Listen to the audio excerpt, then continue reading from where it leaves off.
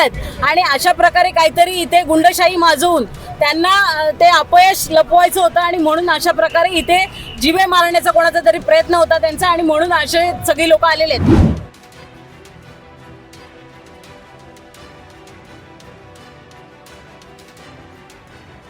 काय झालं मला माहिती पडलं म्हणून या ठिकाणी आलेलो आहे की मतदान केंद्रावर काहीतरी प्रॉब्लेम झालाय, त्याकरता या ठिकाणी आलेलो. आरोप होत होते की बाहेरचे मुलं मागून जास्त वेळ शिंदेने आरोप केलेला आहे, काही तलवार मागून आहेत, काही हत्यारं आणलेले आहेत, जीव मारण्याचा कोणाचा तरी प्रयत्न सांगण्याचा आरोप मी पण असं ऐकलेलं आहे आणि अशा पद्धतीने काहीतरी प्रकार सुरू आहेत आणि त्याकरताच मी या ठिकाणी आलेलो आहे. शांततामय वातावरण करणं गरजेचं आहे आणि अशा पद्धतीने काही प्रकार होत असतील तर ते चुकीचे आहेत आणि त्याकरता मी या ठिकाणी आलेलो आहे. साहेब मिरची पूड आणि नाही, मला काही कल्पना नाही. मी आता मिरची पूड आणि चॉपर घेऊन गेलेले आतमध्ये. मी नवी मुंबईतून या ठिकाणी डायरेक्ट आलेलो आहे.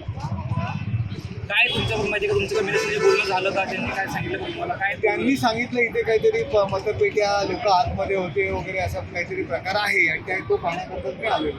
समोरचे विरोधी पक्षाचे उमेदवार या ठिकाणी आतमध्ये होते आणि या लोकांना बाहेर काढलं तर आतमध्ये कशासाठी आहे अशा पद्धतीचे आरोप त्यांनी केलेले म्हणून मी या ठिकाणी आलो. त्यांनी असा प्रश्न उपस्थित केला की बाहेरच्या लोकांना माझ्या जीवाला धोका आहे, कोणाचा दिवस बरवाईट करायचा प्रयत्न आहे. मलाही असं कळलेलं आहे की आमच्या महिलाकडीच्या ठाणे जिल्हा संघटनेत माजी महापौर आहे आणि त्यांच्या बाबतीत जर असं काही प्रकार काहीतरी घडलेला आहे हे कळतात त्या क्षणी मी हजर झालो. तर काजूवाडीमध्ये देखील असं मतपेटी प्रायव्हेट गाडीमधनं घेऊन गेलेले आहे, तिथे पण तणावाचं वातावरण नाही, निर्माण मला झालेलं आहे. अजूनही माहिती नाही आहे की काय झालेलं आहे काजूवाडीमध्ये. मी नवी मुंबईत होतो, नवी मुंबईवरनं डायरेक्ट या ठिकाणी आलो. बोगस मतदान देखील मोठ्या प्रमाणात ठाण्यामध्ये सुरू आहे. या ठिकाणी बोगस मतदान झालं असेल त्या ठिकाणी कार्यवाही होणं गरजेचं आहे.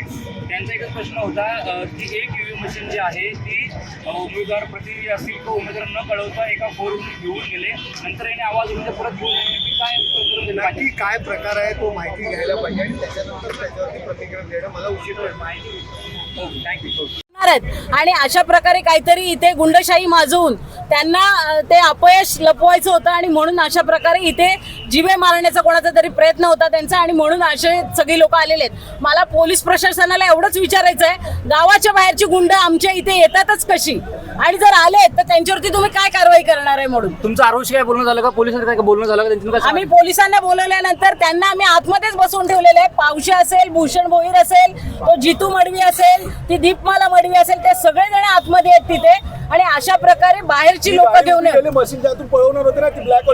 गाडी उभी केलेली आहे. आमचा संशय आहे की त्याच्यामधनं ते लोक मशीन चोरायसाठी इथे आले होते आणि मोठ्या प्रमाणात त्यांना या सगळ्यासाठी त्यांनी मॅन पॉवर बोलवलेली आहे. बाहेरची मुलं तुम्ही बघत असाल, इथे बाळकुंची मुलं आहेत आणि भिवंडीची पण मुलं आहेत आणि अंजूरगावची पण मुलं आहेत. तर जर असं आमच्या गावामध्ये बाहेरची लोक येऊन जर दहशत पसरवण्याचं काम करतायत म्हणजे योग्य रीतीने निवडणूक पार पडलेली आहे, पण कुठेतरी त्यांचा पराभव त्यांना दिसतोय म्हणून अशा प्रकारे चोऱ्या करण्यासाठी हे उमेदवार इथे आलेले आहेत. आता तुम्ही कुठे चालले? आता तुम्ही कुठे चाललेला आहात? तुमची पुढची भूमिका काय असणार आहे? काय तुमचा प्लॅन पुढे? मला पोलीस स्टेशनलाच जायचंय कारण कंप्लेंट द्यावीच लागेल कारण इथे मसाल्याची बुक्की आणि चॉपर तलवारी घेऊन ही पोरं आली होती. मला असं वाटतं पोलिसांच्या फुटेजमध्ये त्यांचे सगळ्यांचे चेहरे दिसतात. गावाबाहेरची जर मुलं येत आहेत तर त्यांच्यावरती कारवाई झाली पाहिजे. पोलीस प्रशासनाकडनं हीच मागणी आहे माझी. वरिष्ठांशी काय बोलणं झालं? त्यांना सांगितलं का? वरिष्ठांशी झालेले बोलणं आता माझं आता पुढची भूमिका मी ठरवेल काय करायचं आहे ते.